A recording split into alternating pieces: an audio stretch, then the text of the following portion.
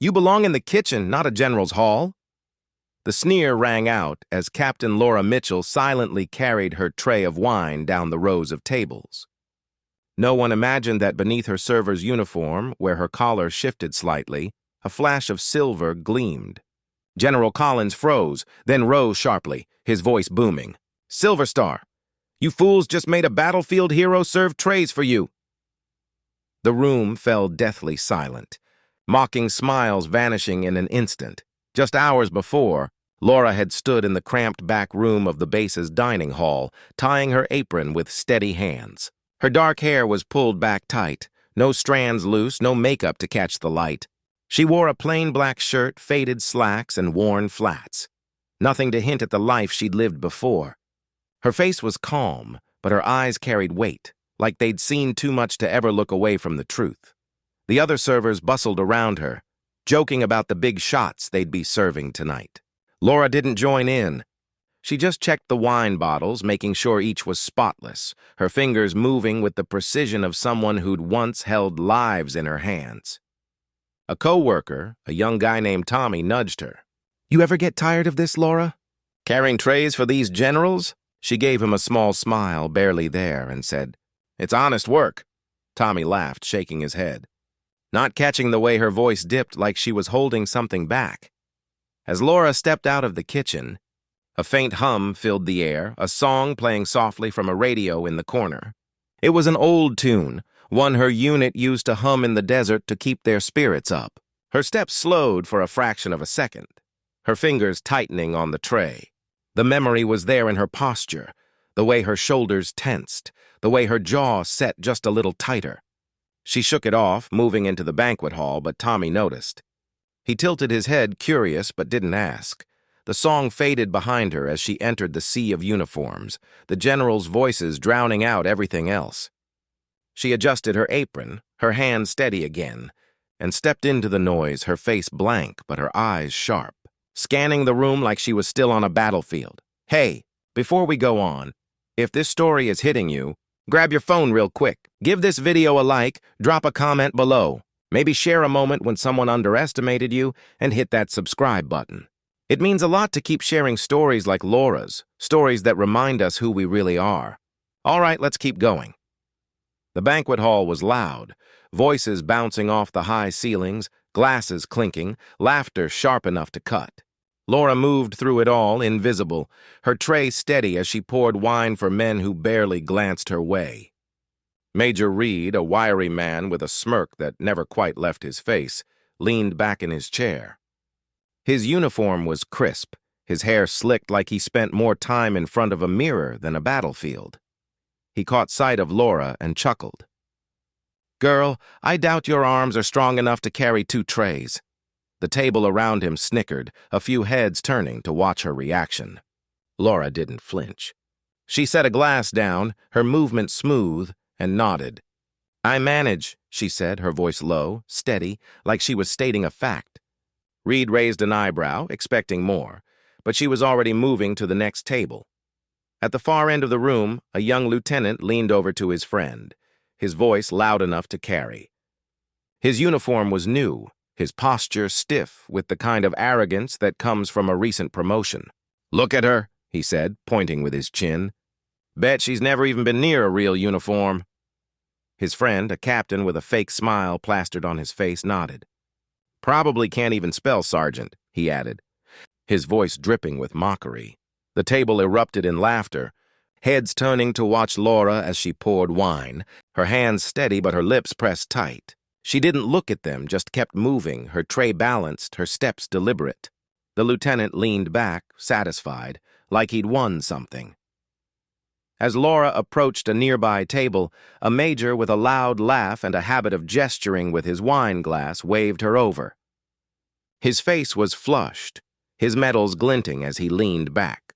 "Hey, sweetheart," he called, his voice carrying a fake warmth that didn't match his eyes. "You ever think about doing something more respectable? This job's no place for ambition." The men around him chuckled, their eyes flicking to Laura, waiting for her to shrink. She set a bottle down, her hand steady, and looked at him, her gaze calm but piercing.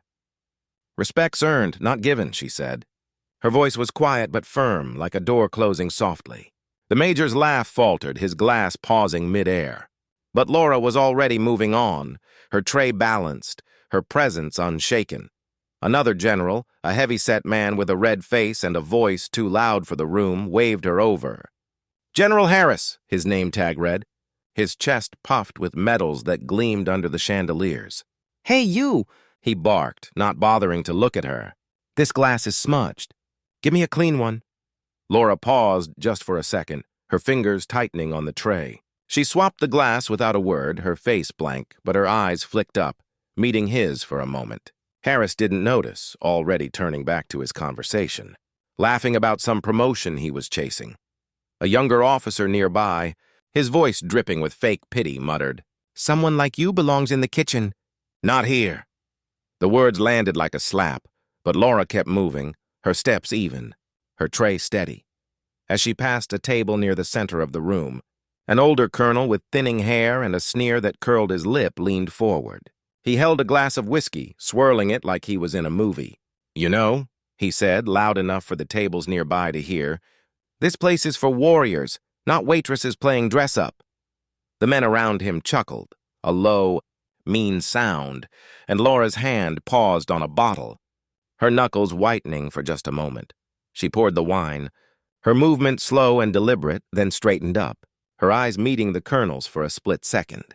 "I'm here to work," she said, her voice quiet but sharp, like a blade sliding into place.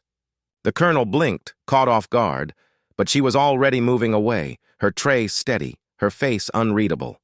The room felt colder now, the air heavy with judgment. She wove through the tables, pouring wine, clearing plates, her presence barely registering to the men around her.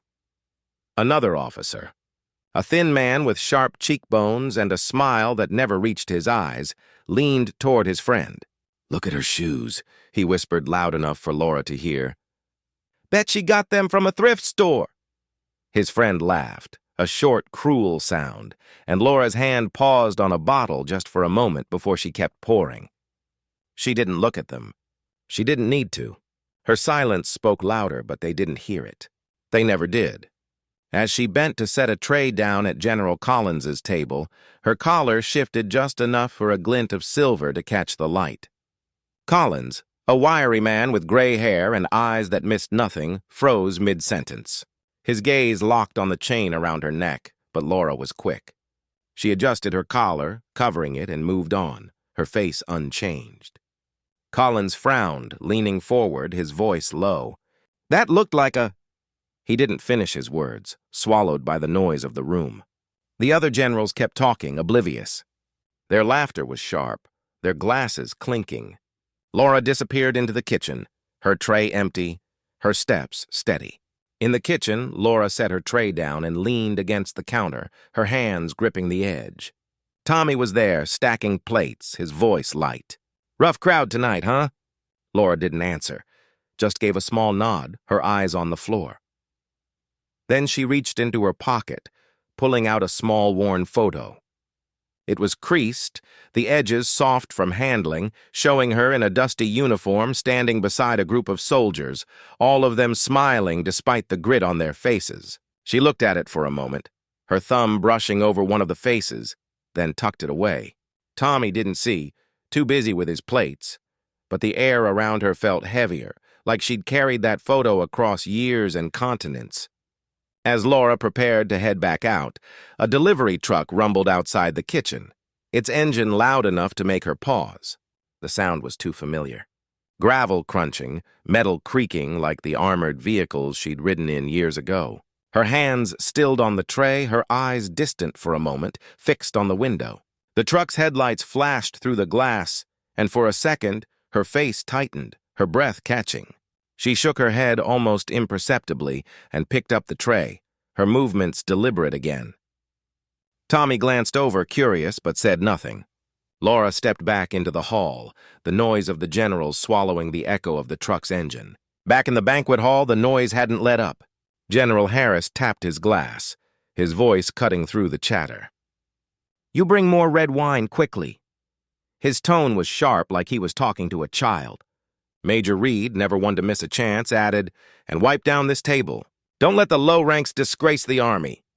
Laughter rippled across the table, heads turning to watch her. Laura froze just for a second, her tray balanced in her hands, her lips pressed together tight, but she didn't speak. She set the tray down, grabbed a cloth, and wiped the table, her movements deliberate, controlled. Another officer, a younger one with a slick haircut and a voice full of arrogance, leaned in. "She's no different than a janitor," he said, loud enough for the whole table to hear. The laughter grew, a wave of it, and Laura's hands slowed just for a moment before she straightened up and walked back to the kitchen. As she pushed through the kitchen doors, a young private unloading a crate of glasses looked up. He was new, barely 19, his hands clumsy with nerves. "Ma'am," he said, his voice hesitant, "you dropped this." He held out a small keychain, a tiny metal star attached to it, fallen from her pocket. Laura froze, her eyes locking on it. She took it, her fingers brushing the star, and for a moment her breath caught, like the weight of that star was more than metal. "Thanks," she said, her voice soft but steady, tucking it back into her pocket. The private watched her, curious but didn't ask. She picked up another tray, her hand steady again, and headed back into the hall, the star hidden but its weight still there. When she returned, General Collins was watching her. His eyes followed her every move, narrow and sharp, like he was piecing something together. She set down another tray, her hand steady, but the chain around her neck shifted again, catching the light. Collins stood sudden and sharp, his chair scraping against the floor.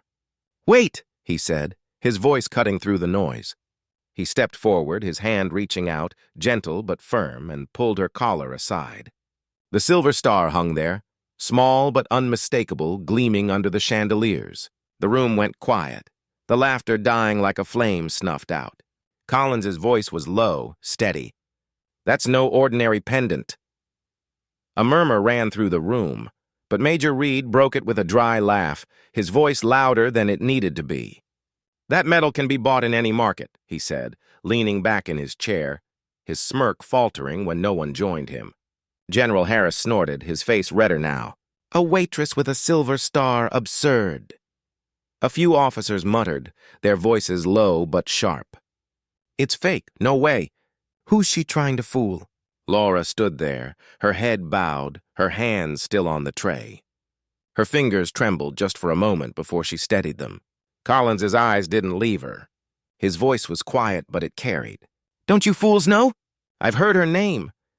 The air shifted, heavy now, like the calm before a storm. Collins stepped closer, his voice steady but firm. "Captain Laura Mitchell, combat medic, Afghanistan. 2017. She dragged 3 soldiers out of a burning APC.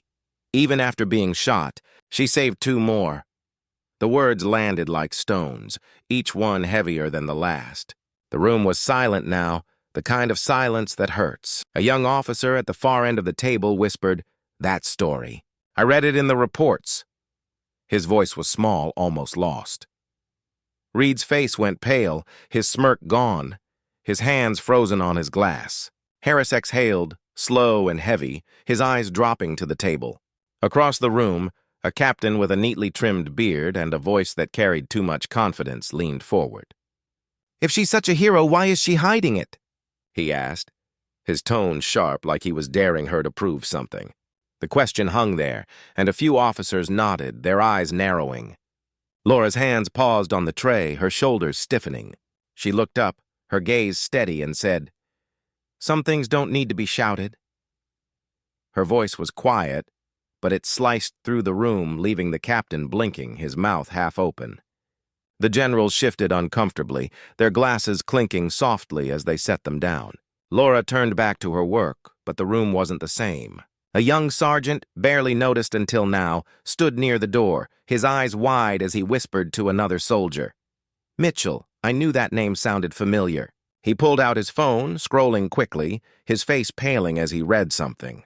He showed it to the soldier next to him, who shook his head, muttering, "No way." Laura didn't see them, but the whispers spread, a low hum under the clinking glasses. She kept moving, pouring wine, her hands steady, but the air around her felt charged now, like everyone was waiting for something to break. As Laura cleared a table, a senior officer with a stern face and a row of ribbons on his chest approached her. He stood too close, his voice low but cutting.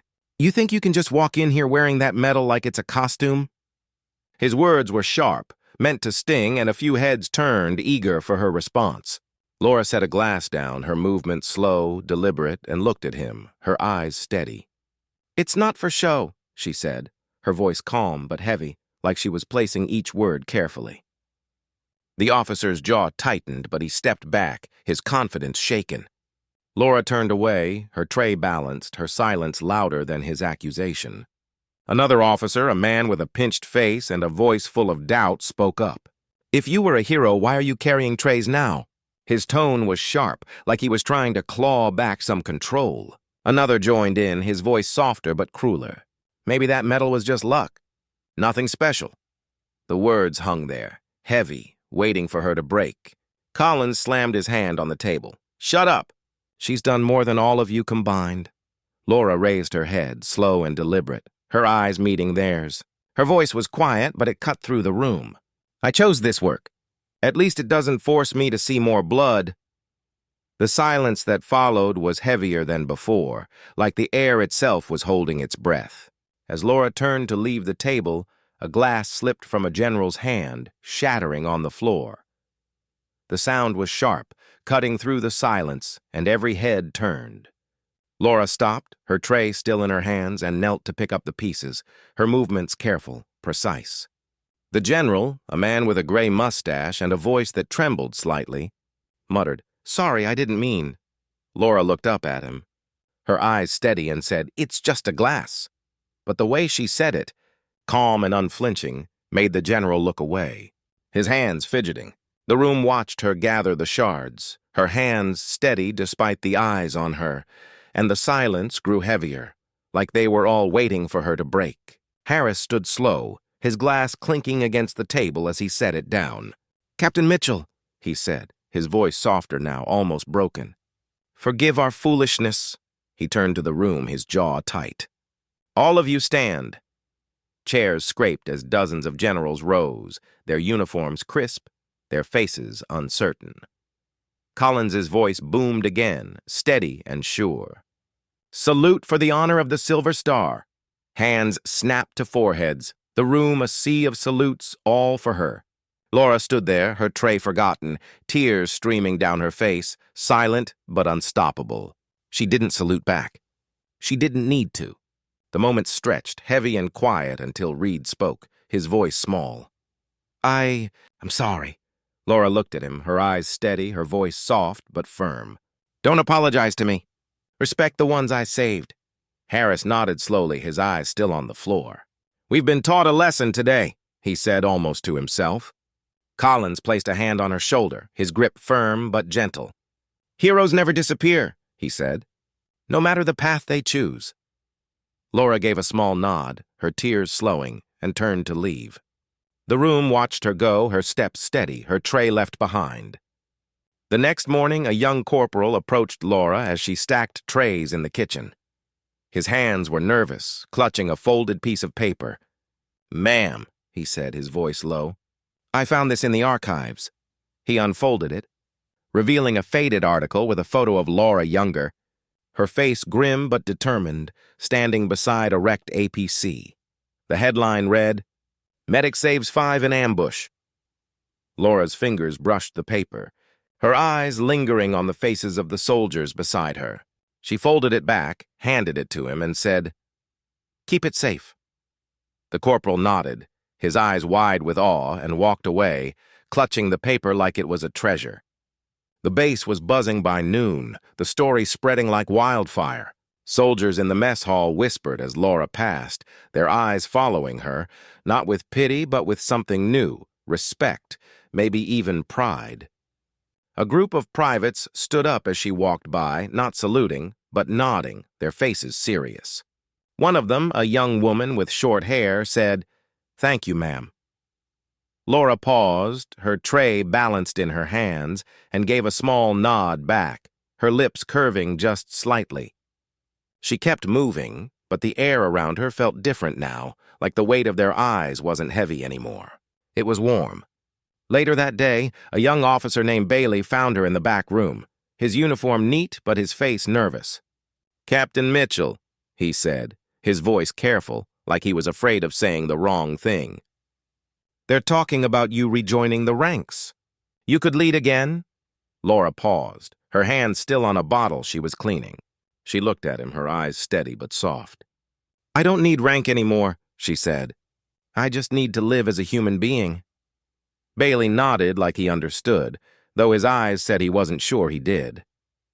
That evening, as Laura wiped down a counter, a senior officer approached, his boots clicking on the floor. He was older, his face lined, his medals heavy on his chest. "Captain Mitchell," he said, his voice low. "I was in Kabul in 17. I heard what you did." He paused. His hands clasped behind his back and added, "My brother was one of the men you saved." Laura's hands stilled, her eyes dropping to the counter. She didn't speak, just nodded, but her fingers tightened on the cloth, her knuckles white. The officer saluted, slow and deliberate, then walked away, leaving her alone with the weight of his words.